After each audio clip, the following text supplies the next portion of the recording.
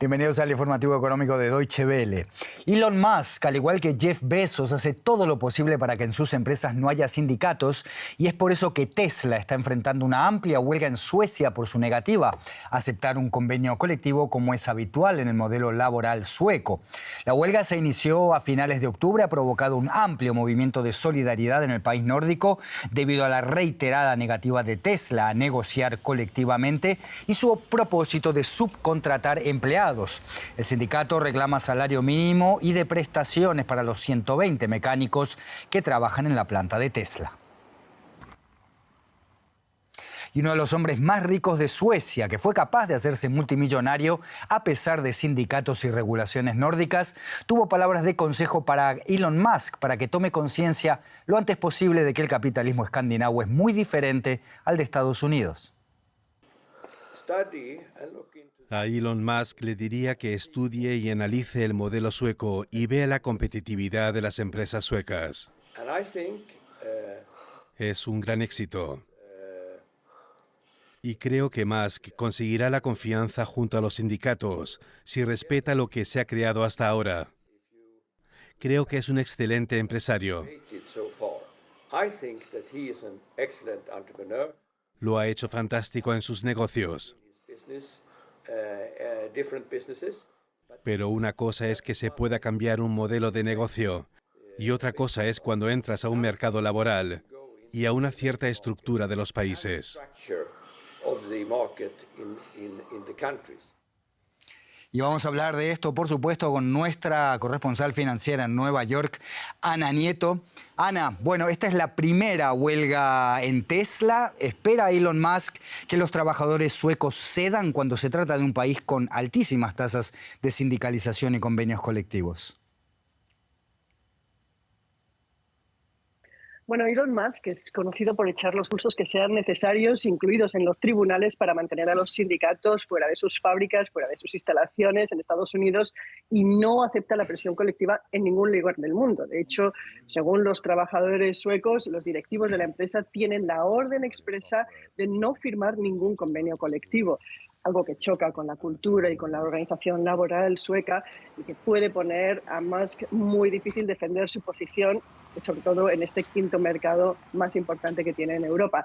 Se trata simplemente solo de 120 trabajadores, son 120 mecánicos que se han puesto en huelga, pero puede la huelga ir a más, porque hay una fábrica que fabrica componentes para Tesla que podría ponerse en huelga la semana que viene por solidaridad laboral. También los trabajadores de los puertos, por solidaridad laboral, no están transportando los coches de Tesla. Y hace años, en 1995, esta situación también se vivió con Toys R Us, una empresa estadounidense que tampoco quería firmar convenios colectivos, tuvo una huelga de 3 meses, muy arropada por los colectivos laborales y finalmente tuvo que firmar un convenio para sus 80 trabajadores. Es un pulso que se sigue de cerca, igual que se siguió de cerca la subida del 4% de los salarios en la fábrica de Berlín.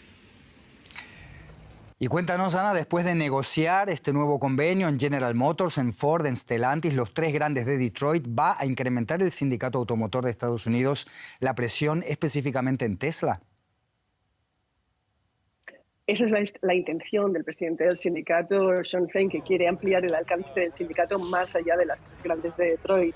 El último convenio colectivo, que por cierto los trabajadores de General Motors parece que no quieren aceptar, ha puesto bastante presión a otras automovilísticas y ya Toyota y Honda han subido los salarios de sus trabajadores en las fábricas. No así Tesla. Fain quiere presionar desde dentro, quiere llegar no solamente con la presión del convenio colectivo ya firmado, sino que quiere estar dentro de la fábrica de Tesla, igual que quiere estar dentro de la de Toyota, y Biden, el presidente, ha apoyado esta posición del sindicato de la automoción. Les ha urgido a que hagan más contratos como el que acaban de firmar con el de Detroit. De momento, no obstante, Musk está defendiendo como sabe, como puede, incluso en los tribunales, que recientemente, por ejemplo, le han dado la razón al prohibir las camisetas de los sindicatos dentro de la propia empresa, dentro de la fábrica. En 2018 dijo en Twitter que los trabajadores que se unieran a los sindicatos perderían sus opciones sobre acciones, que forman parte de sus compensaciones. Ana Nieto, Nueva York, gracias por este análisis. Hasta cualquier momento. Gracias. Y aquí en Europa, la Comisión Europea rebajó en 2 décimas porcentuales su previsión de crecimiento en la eurozona y en el conjunto de la Unión Europea para este año. Bruselas también bajó su estimación para 2024, pronostica un aumento del PIB del 1,2% en los países del euro y del 1,3% en los 27. El Ejecutivo Comunitario dice que la economía europea ha perdido impulso este año en un contexto de inflación y débil demanda externa. Y la eurozona se quedaría en una tasa de crecimiento del 0,6% apenas, muy por debajo de Estados Unidos, muy por debajo de China. Y vamos a ampliar estos datos con José David Navarro, que nos escucha en Frankfurt, centro financiero aquí en Europa. José, la noticia positiva es que según las últimas previsiones, la temida recesión parece poder esquivarse. ¿Cuáles son los motivos exactamente? Hola Andrés, ¿qué tal? Es una combinación entre la caída de la inflación. En el mes de octubre se registró una caída por debajo del 3%, lo cual es una buena señal. Y esto combinado con la retención que están haciendo las empresas de empleados en medio de un contexto, además, en el que es difícil encontrar a trabajadores cualificados, ¿no?, para rellenar algunos huecos. Esta combinación hace pensar a la Comisión Europea que a finales de este año, sobre todo en el próximo año, el crecimiento será positivo, aunque como tú adelantabas, Andrés, la Unión Europea y en concreto el bloque de la eurozona tiene por delante unos años en los que el crecimiento va a ser débil, rondando tan solo el 1%. Aquí en la eurozona las presiones salariales van a continuar. De hecho, por ponerles un ejemplo, mañana está convocada una huelga de maquinistas aquí en Alemania. La Comisión espera que esos aumentos salariales sean más altos que el crecimiento de la inflación y que acabará beneficiando a los trabajadores, que podrán, Andrés, recuperarse un poco después de todo lo que han sufrido con el aumento del coste de la vida en los últimos meses. José, la inflación aquí en Europa se ha desacelerado, pero sigue estando ahí a niveles superiores a los previos a las grandes crisis que hemos vivido últimamente. Y esto ha supuesto un gran freno para el consumo. ¿Dónde ve la Comisión Europea, sin embargo, los mayores riesgos para el bloque ahora mismo? Bueno, por una parte, Andrés, la Comisión Europea mira hacia afuera, sigue preocupada por los precios energéticos, sigue preocupada por lo que pueda ocurrir en el conflicto entre Israel y Hamás, porque aunque hasta el momento no hemos visto cómo se han disparado los precios energéticos, la Comisión Europea no lo puede descartar por los países tan importantes productores que podrían verse inmiscuidos o implicados en el conflicto. Y por otra parte, muy importante para Europa es China. Andrés, todavía no hay señales claras de que se recupere con fuerza el gigante asiático, y es muy importante para países como Alemania y sus exportaciones. José David Navarro en la Bolsa de Frankfurt, gracias y hasta cualquier momento. Y en Argentina, muchos agricultores que sienten todavía el efecto de la peor sequía en décadas se quejan de las políticas del actual gobierno. Por eso no extraña que en las zonas de cultivo el candidato preferido en general para las elecciones presidenciales de este domingo sea el ultraliberal Javier Milei. El peronismo y otros gobiernos argentinos quitaron históricamente rentabilidad al campo en forma de impuestos o retenciones para financiar el gasto y también para fomentar la industria manufacturera. Claro que la situación varía mucho según el tamaño del agricultor y de lo que cultiva. Y es en esa distinción donde muchos gobiernos fallan a la hora de diseñar políticas. En las extensas y fértiles praderas de la pampa argentina, algunos ganaderos como Máximo Ruz están hartos de los excesivos controles e impuestos gubernamentales que durante mucho tiempo atenazaron el rubro agropecuario. Ruz votará el domingo al anarcoliberal Javier Milei con la esperanza de que cambie su suerte. Porque estoy de acuerdo con sus ideas de más libertad, más apertura de la economía y dejar que el mercado regule la economía y no como tuvimos hasta ahora que la regula el Estado.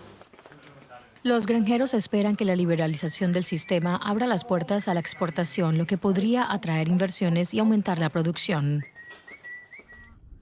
Pero también hay quien rechaza a ambos candidatos tras haber perdido la confianza en cualquier gobierno. Necesitamos que haya política de Estado, que no vayan cambiando de izquierda a derecha. Necesitamos que vengan gobiernos que no sean corruptos, que si nos cobran impuestos, que vayan a donde tienen que ir, educar. Tras el derrumbe de las exportaciones agrícolas por la peor sequía sufrida por el país en más de un siglo, que causó 20.000 millones de dólares en pérdidas, el sector espera una abundante cosecha para 2024. Algunos temen que esta bonanza traiga consigo nuevos impuestos si gana Sergio Massa y prefieren apostar por Javier Milei y sus tesis de mercado libre. En la medida en que digamos así, ese sector del escenario del campo político está en transformación, en ebullición, y ha aparecido con mucha fuerza una propuesta mucho más radical, mucho más de derecha, también mucho más antiestado y más antiimpuestos, bueno, no sé si todos, pero muchos productores ven ahí una suerte como de luz al final del túnel, ¿no es cierto? La agricultura constituye el 25% del PIB del país. Sin embargo, los expertos afirman que el rural argentino, escasamente poblado, apenas tendrá peso en el resultado de los comicios del domingo. Antes de irnos, les contamos que la economía de Nicaragua recibió un nuevo récord de 3.433 millones y medio de dólares en remesas familiares entre enero y septiembre pasado. Esto equivale a un 52% más que en el mismo periodo de 2022. Los principales países de origen de las remesas siguen siendo Estados Unidos, con casi el 83%, seguido de Costa Rica con un 7% y España con el 6% del total, según detalles del Banco Central de Nicaragua. Cerca del 20% de los nicaragüenses, unos 6,7 millones de personas, viven en el extranjero, principalmente en Estados Unidos y Costa Rica. Se estima que la mitad de ellos lo hacen indocumentados. Se acabó el tiempo para la economía. Nos vemos la próxima.